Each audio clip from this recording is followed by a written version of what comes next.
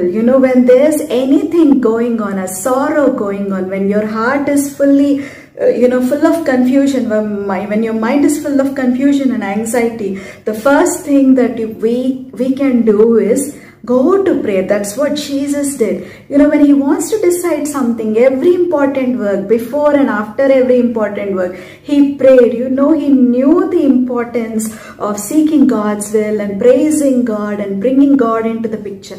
దేవుని సహాయం పొందుకోవడం యేసుప్రభు వారికి తెలుసు కాబట్టి ప్రతి ముఖ్యమైన విషయం ముందు జరిగిన తర్వాత కూడా యేసుప్రభు వారు ఎక్కువగా ప్రార్థన చేశారు. నెహెమ్యా ఇక్కడ ఏం చేశాడంటే దేవుని సన్నిధికి వెళ్ళి ఏదైనా హృదయంలో కలవరం రాగానే, మనసులో ఆందోళన రాగానే, చింత రాగానే, ఒక సమస్య రాగానే మొట్టమొదటిగా మనం చేయగలిగింది ప్రార్థన మాత్రమే. Some trust in horses, some trust in chariots, but we trust in the name of the Lord. కొంతమంది గుర్రాలని, రథాలని నమ్ముతారు, కానీ మనము దేవుని నామాన్ని నమ్మేవారిగా ఉండాలి.